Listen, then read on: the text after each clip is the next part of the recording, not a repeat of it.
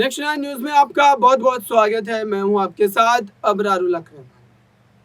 देश में इस समय कई मुद्दों को लेकर भाजपा वर्सेस आम आदमी पार्टी आप देख रहे हैं। लगातार आप ये देख रहे हैं कि एमसीडी चुनाव में भाजपा की सत्ता को उखाड़ फेंकने के बाद बीजेपी कैसे बिलबिलाई हुई, बीजेपी बौखलाई हुई है कि आम आदमी पार्टी जिसको मात्र 1 से 1.5 दशक हुआ इस राजनीति में आए हुए, और वो बीजेपी की बनी बनाई सत्ता जो कि 15 वर्षों से दिल्ली में चल रही थी एमसीडी में, उसको उखाड़ फेंकती। और उसी के बाद ये खेल शुरू होता है। वो खेल क्या है? ED CBI.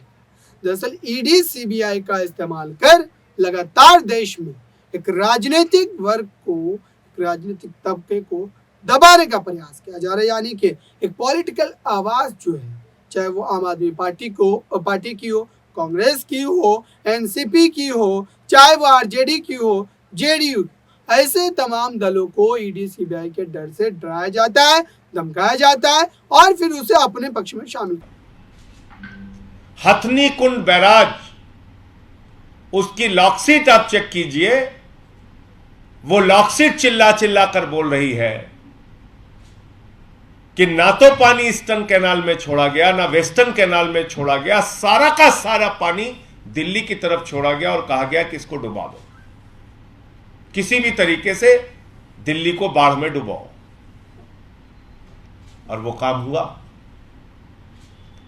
कल जब हम लोगों ने प्रेस कॉन्फ्रेंस की इस सवाल को उठाया, 1-2 दिन से जब इसकी चर्चा तेज हुई,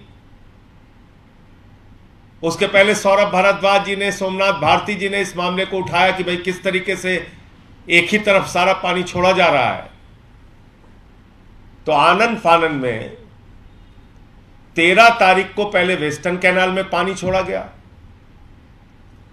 और फिर 14 तारीख को ईस्टर्न कैनाल में पानी छोड़ा गया। और तर्क क्या दे रहे हैं कल से? जब मैंने प्रेस कॉन्फ्रेंस की तो कुछ कुतर्क लेके सामने आए। कहने लगे, साहब जो नदियां होती हैं वहां पानी छोड़ा जाता है, केनाल में तो सिर्फ सिंचाई का पानी छोड़ा जाता है, नहरें तो कमजोर होती हैं, उसमें पानी कैसे छोड़ा जा सकता है? तो मैंने कहा भाई अगर ये, और सेंट्रल वाटर कमीशन की रिपोर्ट है, उनकी गाइडलाइन है, उसके आधार पर ही हम पानी छोड़ते हैं। ये तमाम तर्क कल से दिए जा रहे हैं और कहा जा रहा है ये कैसी बात संजय सिंह जी कर रहे हैं, कैसी बात आम आदमी पार्टी वाले कर रहे हैं।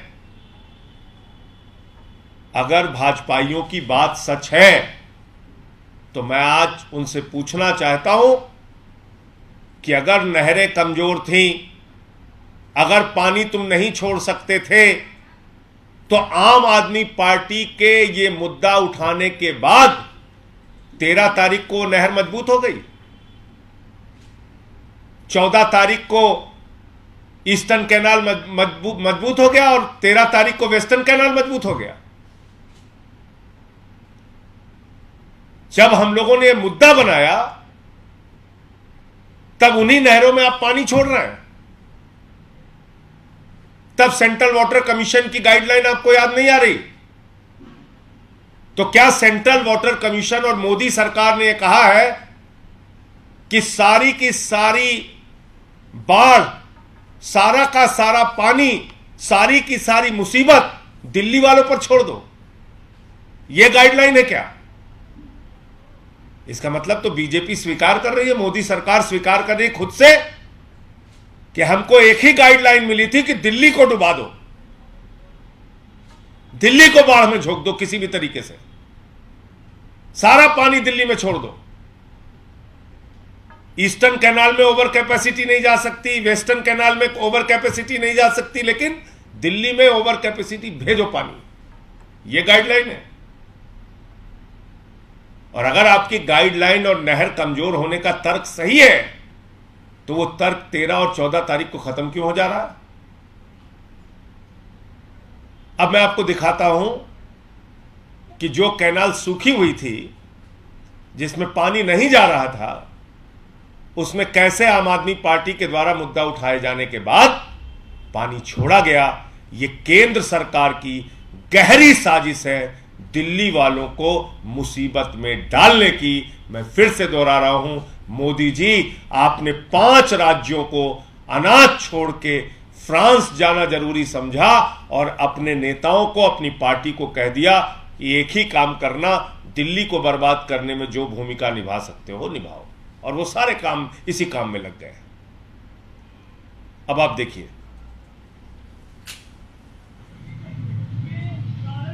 यूपी को ये नहर जाती है, प्राथमिक जो हमने आपको दिखाया था 14 जुलाई फ्राइडे के दिन मैं यहाँ खड़ा हूँ सुबह। अब आप देखिए 14 जुलाई को आप देखिए कि पानी नहीं है बिल्कुल। तो वो कह रहे हैं कि अमूमन इस नहर में पानी चलता है, तो अब पता नहीं 2-3 फ्लड की वजह से सारा पानी दिल्ली की तरफ डाइवर्ट किया गया है, कोई भी पानी यूपी की साइड नहीं छोड़ा गया। अब ये देखिए, कल से पानी छोड़ दिया गया।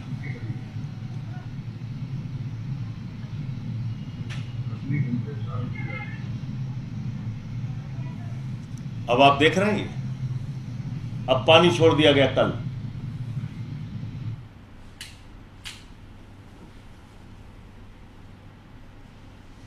तो मैं मोदी जी से और भारतीय जनता पार्टी के लोगों से कहना चाहता हूं कि इस आपराधिक कृत्य के लिए जो लोग जिम्मेदार हैं उनके खिलाफ एफआईआर होनी चाहिए। दिल्ली को मुसीबत में डालने के लिए जो लोग जिम्मेदार हैं उनके खिलाफ एफआईआर और मुकदमा होना चाहिए। बीजेपी के जो सांसद दिल्ली के अंदर और बीजेपी के जो नेता दिल्ली का मजाक उड़ा रहे हैं, मुसीबत में मजाक उड़ा रहे हैं, सेवा में हाथ बढ़ाने के बजाय गर्दन दबाने पे जुटे हुए हैं, सरकार का गर्दन कैसे दबाना है उस काम में जुटे हुए हैं। मैं उन सब से पूछना चाहता हूं, क्या आपको दिल्ली के लोगों ने वोट नहीं दिया? क्या आपको सांसद नहीं बनाया दिल्ली के लोगों ने? किस बात की सजा दे रहे हो आप दिल्ली के लोगों को? आपकी जिम्मेदारी नहीं थी कि आप पूछते? ये आम आदमी पार्टी ही खाली उठाएगी ये विषय? आपकी जिम्मेदारी नहीं थी कि आप ये विषय उठाते थे? क्यों पानी नहीं जा रहा है ईस्टर्न और वेस्टर्न कैनाल में? सारा का सारा पानी दिल्ली में क्यों छोड़ा जा रहा है? इसीलिए मैं कह रहा हूं, ये गहरा षड्यंत्र और साजिश है। ये बाढ़ प्राकृतिक नहीं है, प्रायोजित है।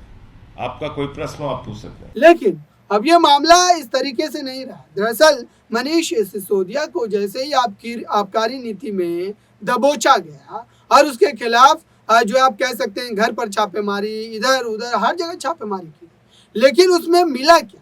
ईडी सीबीआई को मिला क्या? क्या सबूत, कोई साक्ष्य मिले उस घर पे जो छापेमारी के बाद?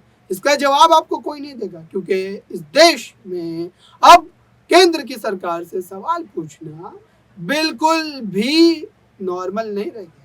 आप एक तरीके से देश विरोधी गतिविधियों में संलिप्त हो, ऐसे आपको इस नजरिए से देखा जाता है। और जो ये भक्त मंडली है वो लगातार आपको कहीं ना कहीं जो है मानसिक रूप से प्रताड़ित करने का प्रयास करती है।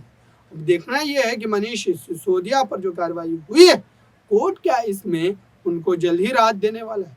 इस खास रिपोर्ट में बस इतना ही। देखते रहिए ताज़ा तरीन खबरों के लिए नेक्स्ट 9 न्यूज़ को। धन्यवाद।